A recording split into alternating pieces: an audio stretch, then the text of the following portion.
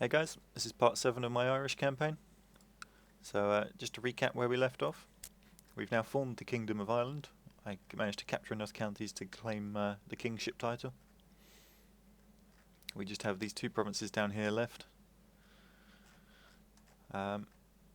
Scotland has been trying to lay a claim to one of my provinces through marrying one of my daughters. So we may see an invasion of the ginger kilt wearers bagpiping their way across the Irish Sea, but we should be able to repel them quite happily, as it was only one of the minor dukes, not the king himself.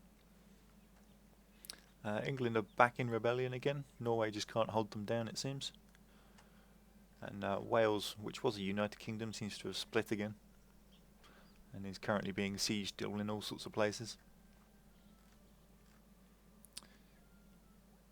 France seems to be having some issues in the middle here, splitting their provinces in half. You've got the isolated south, who is currently fighting the Muslims down here in Spain, which the Spanish seem to be doing terrible at, as the Muslim kingdom of Sevilla's managed to punch a big hole into where Leon used to be, which Castile took a while ago. Byzantine Empire's pushed back their invaders. They sort of regained most of their provinces and seem to be pushing north quite happily as well. The pagans are doing whatever they do. The Cumans seem to have got quite a bit plot of land, as long as the Rostov. But you can't really play as them, and they're so far out of the way that it's not really an issue. Other than that, not too much of interest is happening. So we'll go back to Ireland, where we currently have a claim war declared on this province here, which is why my army's marching there. They've sent their own troops out to try and siege down here. But at the same time, one of my vassals, which was likely to revolt in this province, seems to be under attack by the army of Earl Fergus. I'm not entirely sure who he is. He seems to be one of my vassals. Yes, there we go. So he's my son-in-law, and he's currently beating up my son. So this is where you're a king, and these are the dukes and counts below you fighting amongst themselves. So regardless of if he captures this province or not, it's still a part of the Kingdom of England, and he still responds to me. But they're still fighting amongst themselves. They will use their vassal levies to do this fighting. So whenever you request an army from your vassals, they give you a percentage of their troops, and the troops they have left over, they will use to do things like this, fighting amongst themselves. So let's continue this and try and capture this province. So we'll march the army down and break the siege to start with.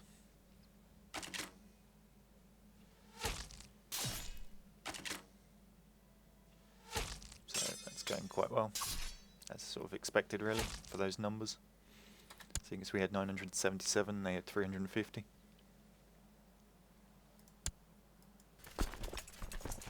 That, however, is going to be a bit more of a problem. Galician army, which I believe is their allies, so that's sailed from down here somewhere. So time to hire some mercenaries, I think. So 1,100 troops. Let's get them in here. Back these guys off a second.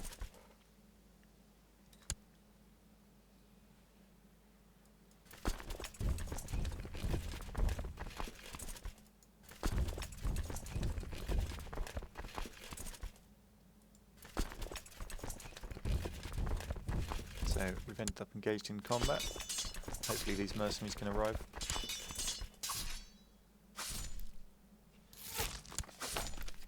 That's my marshal saying he's doing well recruiting.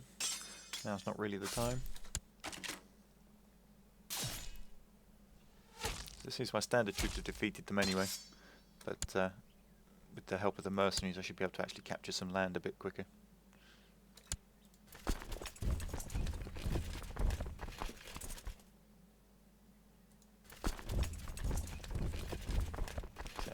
That Galician army is now retreating.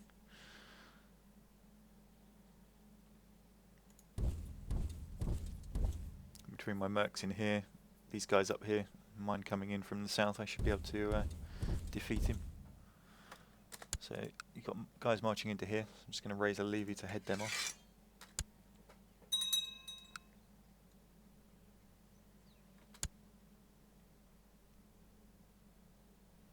So my king is now known as the Wicked. He's deceitful, paranoid, slothful, zealous, shy, a kinslayer.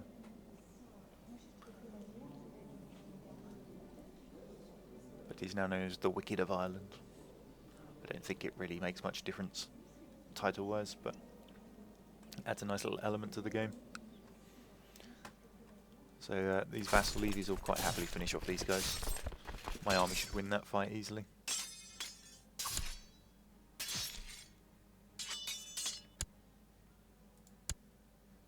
So these can now be disbanded again before they start complaining.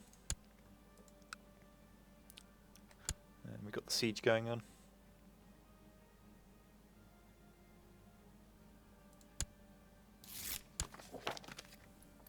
So what's this? Somebody thinks they're a better court chaplain than my existing one. So my existing one has an ability of 9, and he likes me a little bit. The new guy doesn't like me much, his ability of 12. If I give him the job, he probably raise his opinion. I think I'll give it to him. I'm not really using the bishop anyway, so... yeah, so he now likes me a bit. I will make use of him though. Start putting him on researching some cultural tech.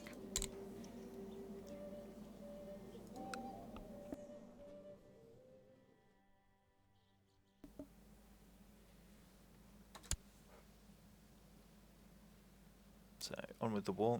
These guys are still sieging. So my son-in-law's sieging my son. Let's just check the succession. So the succession goes to my grandson anyway, with that son that's being sieged falling in second, and then a daughter. So I'm not particularly worried about the line of succession at the moment.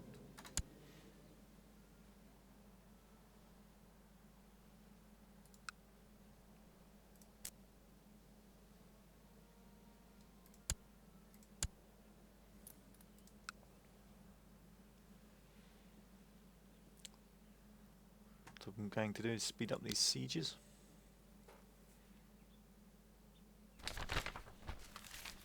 Okay, so the Pope has now formed the Knights Templar, which I covered in my last video, but for those, if anyone missed it, when you go into your military, you've got your mercenaries for hire, you also have holy orders, and they cost you piety as opposed to gold to hire, but you do still have a gold upkeep. You can only use them to fight Muslim nations though, they won't fight other Christian kings.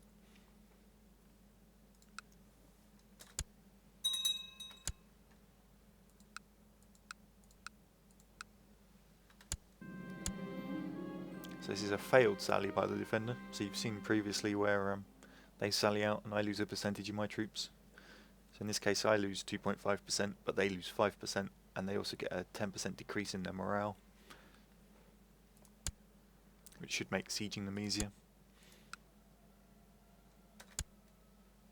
So who's that? That was the wife of the son I imprisoned and slaughtered. So she's now dead.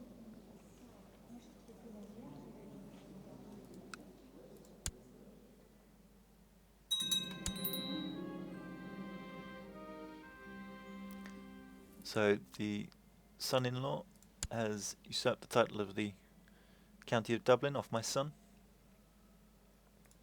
So he seems to have won his war here. So I now have an unlanded son, which is his issue really, seeing as he pissed off this guy and lost horribly.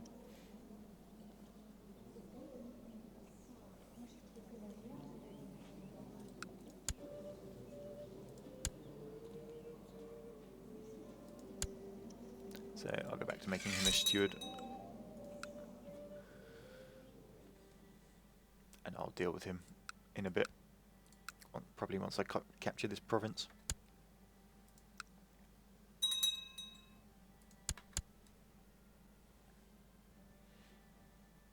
So we'll see if this guy's willing to surrender yet. No, he's not. Okay, so we need to beat him a bit more. Some raiders hitting my siege camp.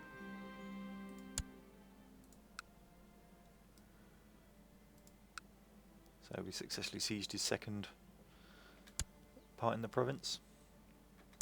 Oh. Galicia's sent another allied army up to try and deal with me from down here in Spain. They would have sailed up by boat. So send my mercenaries in to try and help my main army. Probably won't fare too well.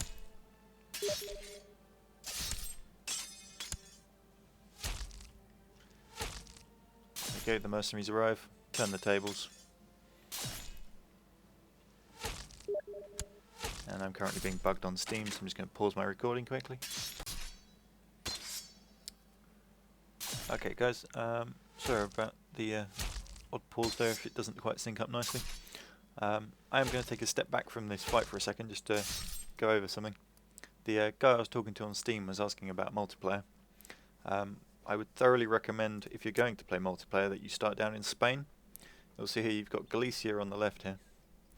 You normally then have Leon of about equal size in this section here, and to the right you have Castile. This is a good place to start if you're doing a 3-player multiplayer with one of you each as the kings, or 2-player even. Because the 3 of you are all Christian kings and you're all brothers, so you're all allied through blood ties. You have alliances with these 2 kingdoms to the east of you here. But the main reason this is so good is that all the provinces to your south are Muslim, and therefore you don't have to keep sending your chancellor in to get claims on things. You can just declare a holy war, charge straight in and try and capture regions. They'll fight back quite happily, you know, declaring holy war for their behalf back on you. You also do get, so if you're playing Galicia on the west coast here, Portugal here will try and revolt. Leon has some issues normally with this top province. Castile doesn't generally have so many issues with its own provinces, but the French like pushing down and usually trying to cause some issues that way, as well as having to fight quite a large Muslim nation here, normally on your own, as Leon's blocked in by some other counties and Galicia is just way too far away. So they each have their own challenges, but it's a nice start point for 3 people to try and play together as a cooperative style one. The only thing I will say is make sure you put your spy masters on your kings right from the start, because one of your sisters will generally try and assassinate nearly all 3 kings if she gets the chance. So you just need to make sure you lock her up almost instantly. If you looked at, when you go into your family tree, you'll see her down here in the siblings part. When you click on her, you'll see very much like this, she has sort of -70, -90 sort of opinion of you. So she's the one you need to try and lock up or catch, or just generally deal with. And once that's dealt with, you can then pretty much just get on with it. That's assuming you want to play as kings, of course. If you want to play as counts, you could all pick the same sort of region. Generally you want to avoid starting right down here next to the Muslim kingdoms, as they just come in force and slaughter you. So maybe the Byzantine Empire back here somewhere, but I mean, obviously it's up to you. That's just my recommendations. I do intend to do a multiplayer video with some people at some point, but they need to be regular players, and hopefully people that I know already through voice chat and stuff, so be on the lookout for that. It will likely be a cooperative one, so there shouldn't be too much backstabbing and Game of Thrones style political intrigue, but you can never rule these things out. So, right, back to Ireland. So we're fighting off another army that's come up from Galicia. My mercenaries managed to get over just in time to help my main army out from being swamped.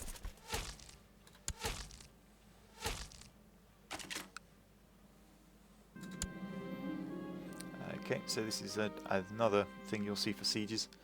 You've managed to convince the defenders that somebody in there's sort of working for you, might open the gates on them or something, which causes a huge drop in their morale.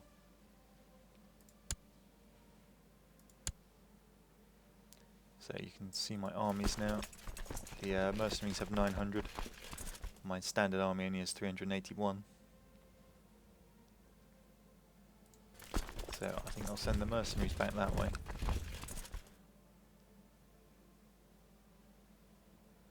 And I will pull my main army out here and probably raise some county levies just to augment it a bit so I can kick these guys out of Kildare.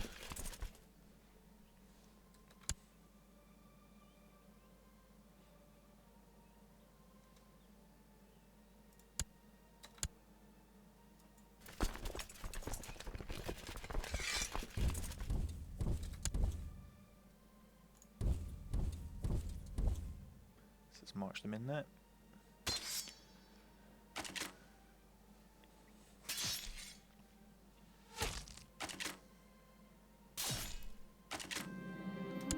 So we've won that, and we've captured the Prince of Galicia. Excellent.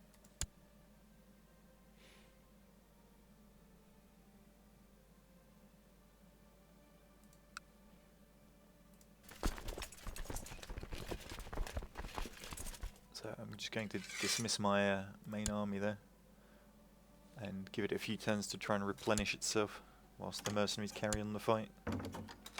So here's our peace offer. What's he saying? So his opinion will change. We gain some prestige. And Duke Brian, which is the guy down here, gains the county, which was who we were fighting for. Which is a key thing to take note of when you're doing claims, is who you're fighting for. In this case we were fighting for somebody else's claim, which suited me because it meant that this guy lost a province. So we will accept that.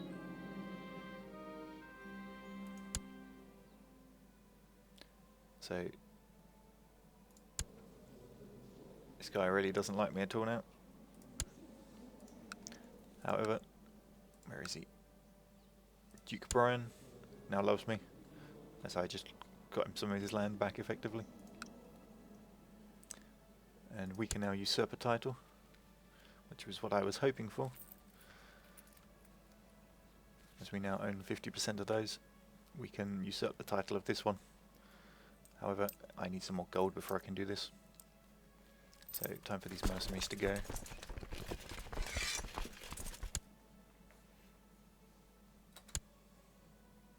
So hopefully my income goes up. Yep.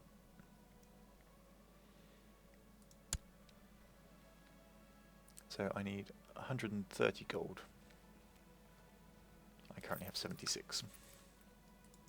So we'll speed this up for a bit.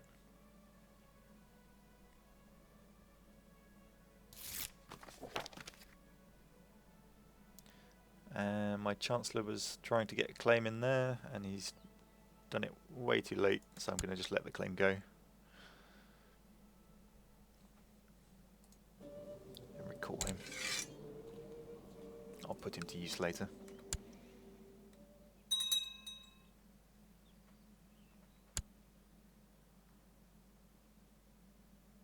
So my son's been released from someone's dungeon. So my son-in-law released one of my other sons, who he seemed to have captured somehow. Which reminds me, I'm going to have people in my prison somewhere. Let's go have a look. So intrigue, prisoners.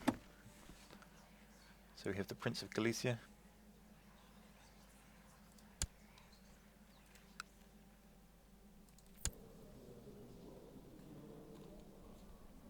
So it's not his direct heir, it's one of the previous ones. Well, sorry, not previous ones. One of the ones further down the succession line.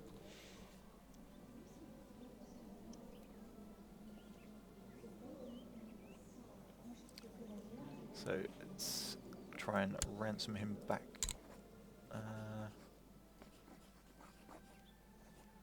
I don't seem to have the option. That's unfortunate.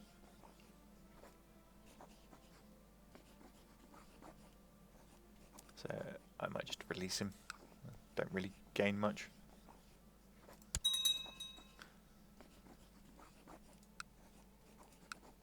Okay, keeping him in there.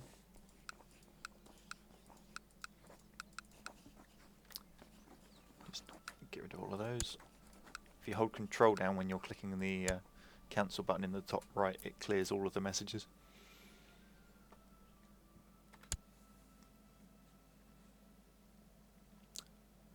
So as you can see, Ireland's nearly united. Oh, what's this? The wife's complaining that I'm absent too much. And I've been given the option to buy stuff for her. She really doesn't like me anyway.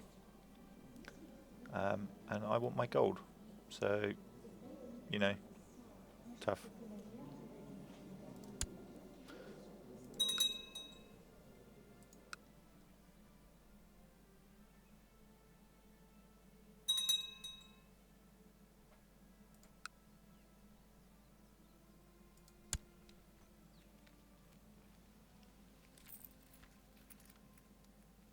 So I've nearly got enough to usurp this title. There we go. So we're going to usurp this. So it costs me this amount of gold and I gain 50 prestige. And there you go. I steal the title. I now have a ducal claim I can press against this guy. So again, it costs me prestige and people won't like me. Past caring.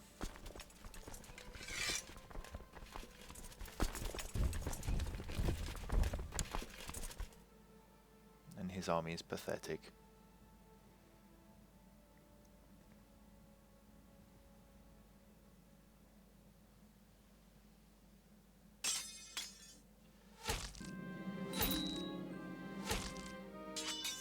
So one of my grandsons has now come of age. And I have an unmarried heir. So that was the grandson that's going to inherit. So let's see who could marry him.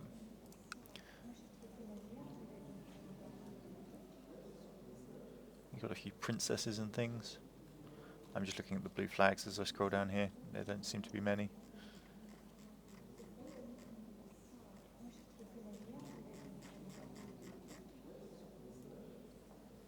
In fact, there are none at all.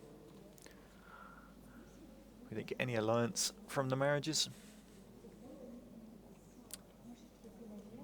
So anyway, his diplomacy is pretty amazing. Let's find him someone with an awesome diplomacy as well, just to boost him even higher. So she's got 24. She's extortionate.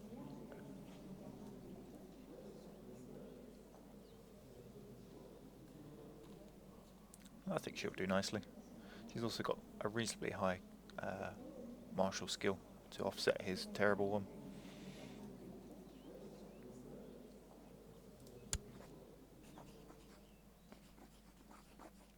I lose a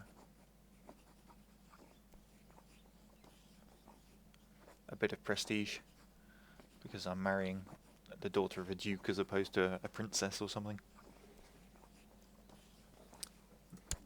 But who cares?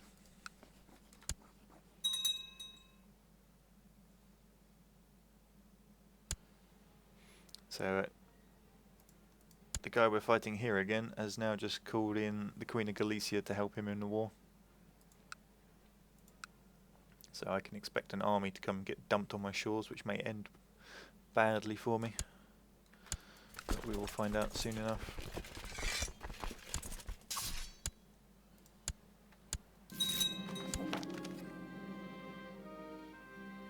I think I will take the money as I need it.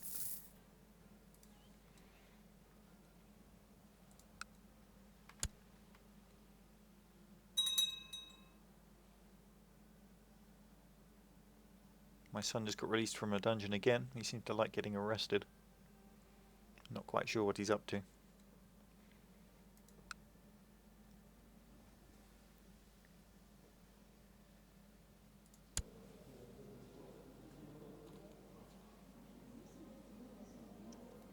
No, really don't know what he's doing to get arrested so much.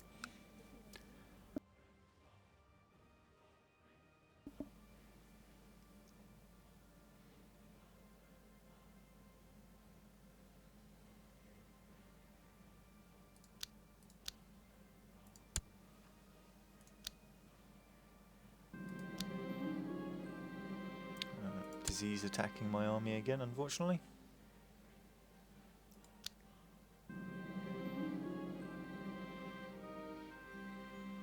My son-in-law has become the spy master for my daughter.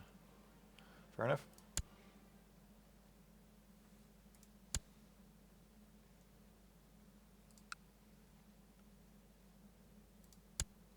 So we're about to win our first siege here.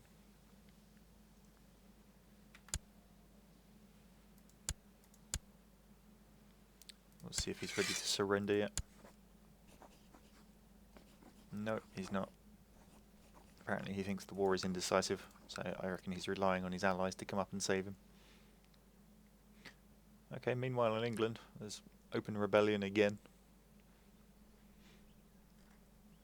The Norwegians just don't seem to be able to pin these guys down. Never mind.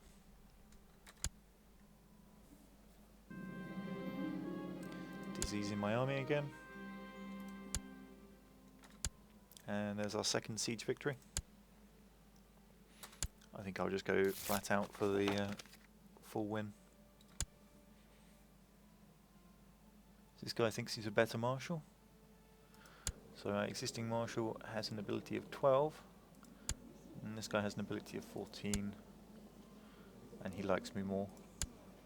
He's also quite a bit younger. Sure, why not?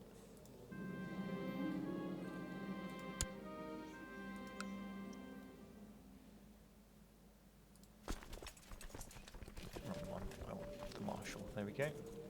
So we'll research some military tech and try and improve my armies a bit.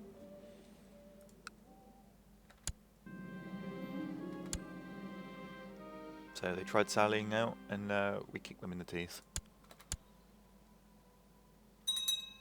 And their last castle's just about to fall.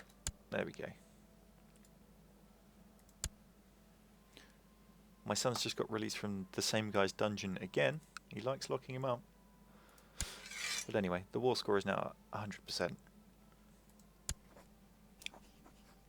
So it currently says that he becomes our liege. But as he, well, we become his liege, which I don't really want, but if we get him under my control, then I can deal with him when he tries to revolt, and then I can imprison him, strip him of his titles, and do what I wish.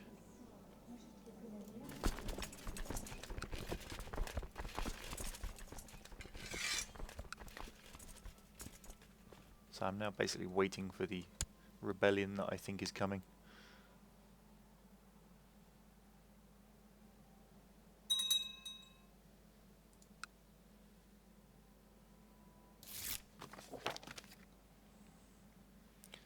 So my son thinks he'll be a better chancellor.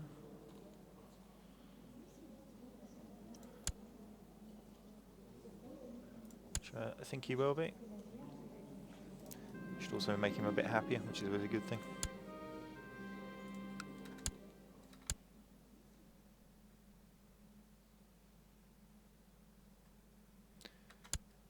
So, we now have conquered all of Ireland. Potato farming has stopped. Guinness is being produced, and we now have to choose where to invade.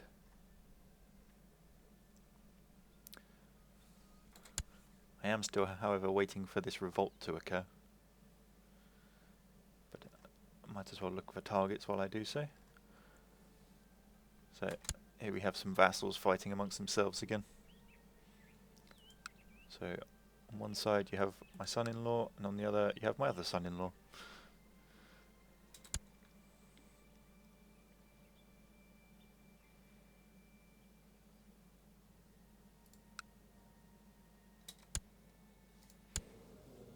What does his heir think of me? He doesn't like me either. I can revoke his title. There's a huge chance he'll revolt. my other vassals will lose some opinion of me.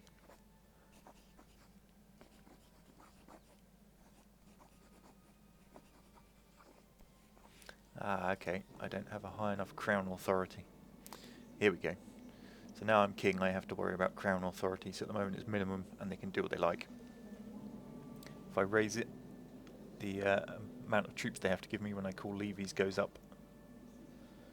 But they don't like it so much, because basically you're exercising your control over them. And the other thing I can change is whether the Pope has any say over me. But right now I want the crown authority one, which instantly gets approved. So now I should be able to strip him of his title. But first, he wants a fief of his own to govern. So I will promise it to him.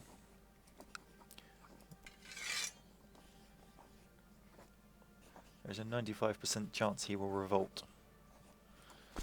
Okay, so let's raise the armies and march them down here.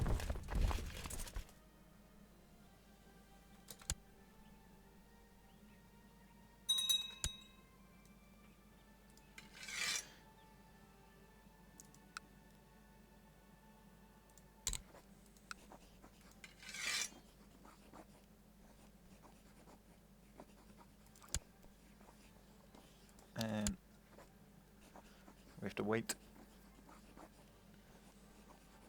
Here it comes. There we go. So he's now revolted.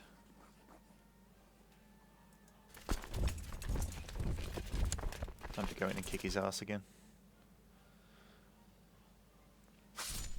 When I beat him this time, I should be able to imprison him, strip him of his titles without anybody else caring, and then give them to whoever I want.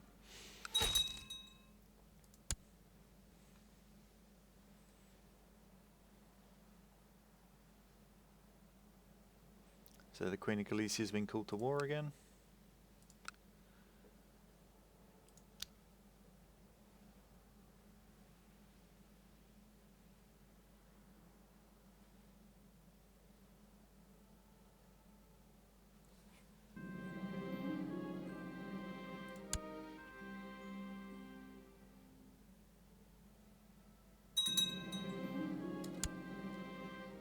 So there you go.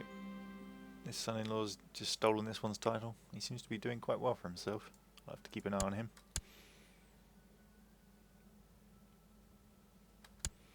So we've been victorious in that siege. Let's see if he's willing to surrender yet. No, he's not. And the response is, come on, you pansy. Excellent.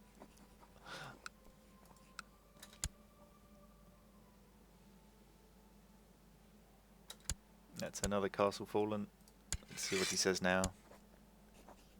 It's just a flesh wound.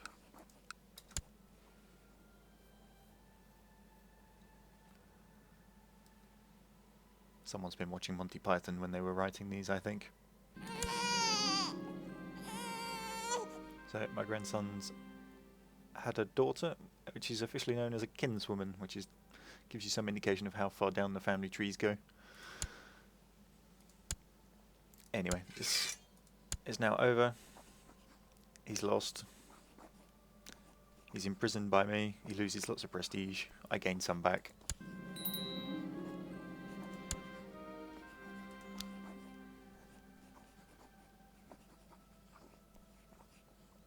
I'm going to revoke his title.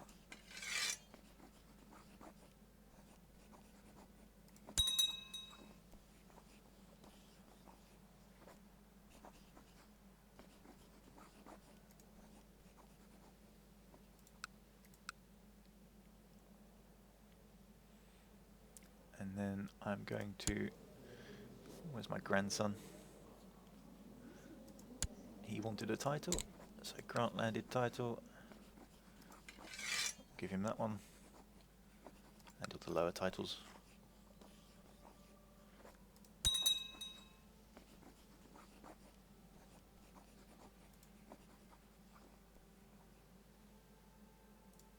So he now is in charge of that province. My troops can be disbanded. I have an important decision available. I can hold a grand tournament. So you'll get things in here which you can host, which I haven't really taken advantage of. So if you hold a summer fair, you'll get a series of events pop up, which you'd have to make decisions on, which improve your prestige or give you money, or they're generally quite useful things to do, but they will cost you gold to start up. So you get the feast, the summer fair, or the grand hunt. Above that, you have 3 options to invite people to court. So if you don't have any women in the court, you can present a debutante, and that will bring someone into your court, which you can then marry or do something with. You can invite a noble for a similar reason if you wanted to give them a province, or just generally have a lord around. Or you can invite a holy man if you don't have anyone to make a bishop. But they all cost you either gold or piety. In this case, because I'm a king, you get to hold a grand tournament. You gain a lot of prestige. It costs 200 gold though, and all the knights in the realm are invited to it. I will run that in my next video and end this one here. So hopefully things will start getting interesting now. The Irish kingdom's been formed. We can start invading people. So the only way is up from here.